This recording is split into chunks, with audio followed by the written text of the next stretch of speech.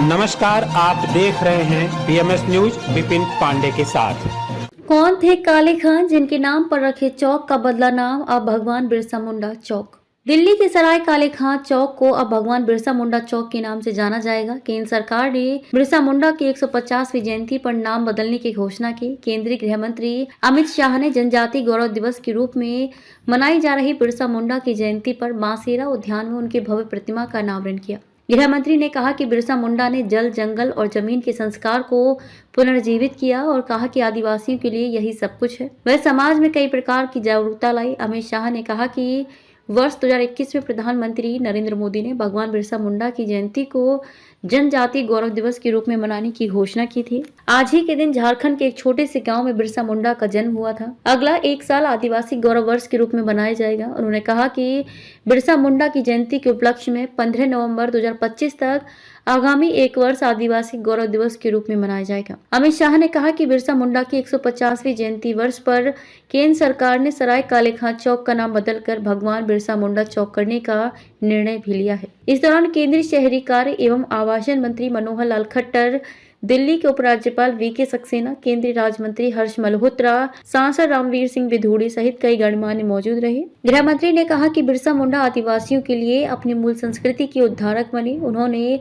25 वर्ष की अल्पायु में देश के अनेक लोगों के लिए अपने कार्यों के माध्यम से इस बात की व्याख्या की कि जीवन कैसा व किसके लिए होना चाहिए और जीवन का ध्येय क्या होना चाहिए। देश में 20 आदिवासी महानायकों की संग्रहालय बनाने का फैसला। बिरसा मुंडा निश्चित तौर पर भारत की आजादी के महानायकों में से एक हैं। अमित शाह ने कहा कि धरती आबा के नाम से प्रसिद्ध बिरसा मुंडा के जीवन को 2 हिस्सों में बांटकर देखा जा सकता है। पहला आदिवासी संस्कृति की रक्षा को लेकर उनकी प्रतिबद्धता है, जबकि दूसरा मातृभूमि की आजादी और इसकी रक्षा के लिए सर्वोच्च बलिदान देने का जज्बा। अमित शाह ने कहा कि आदिवासियों ने देश भर में अंग्रेजों के खिलाफ स्वतंत्रता संग्राम में बढ़ चढ़कर भाग लिया, लेकिन दुर्भाग्य से आजादी के बाद इन महानायकों को भुला दिया गया। प्रधानमंत्री नरेंद्र मोदी ने वर्ष 2015 में 200 करोड़ की लागत से देश में 20 आदिवासी महानायकों के संग्रहालय बनाने का निर्णय लिया ताकि बच्चे इन महानायकों के जीवन से परिचित हो सकें। अब तक रांची में भगवान बिरसा मुंडा संग्रहालय, जबलपुर में शंकर शाह रघुनाथ शाह संग्रहालय तथा छिंदवाड़ा में जनजातीय स्वतंत्रता सेनानी संग्रहालय का उद्घाटन हो चुका है।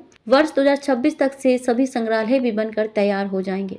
सरकार ने बीते 10 साल में आदिवासी क्षेत्र में विकास को रोकने और बच्चों को गुमराह करने वाले नक्सलवाद को लगभग समाप्त कर दिया है। उन्होंने कहा कि सरकार में जनजातियों के विकास के लिए सिर्फ 28,000 करोड़ का बजट था, जबकि मोदी सरकार ने वर्ष 2024 और 25 के बजट में आदिवासियों के विकास के लिए 1,33,000 करोड़ का प्रावधान किया है। 14वीं शताब्दी में हुए सूफी संत काले खां। आपको बता दें कि काले खां 14वीं शताब्दी के एक महान सूफी संत हुआ करते थे, जो शेरशाह सूरी के समय में ही हुए थे। समय के साथ चीजें बदली। आगे चलकर मुगल शासन काल में दिल्ली स्थित इस आश्रय स्थल यानी कि सराय के साथ उनका नाम काले खां जोड़ दिया गया और इसके साथ ही ये सराय काले खां के नाम से फेमस हो गया। अगर आप दिल्ली में इंदिरा गांधी एयरपोर्ट को जाते हैं तो रास्ते में सूफी संत काले खां की मजार भी बनी है। दिल्ली में सराय काले खां दक्षिण पूर्वी के तहत आता है। सराय काले खां के आसपास के इलाके निजामुद्दीन, जंगपुरा, खिजराबाद, जंगपुरा एक्सटेंशन और लाजपत नगर हैं।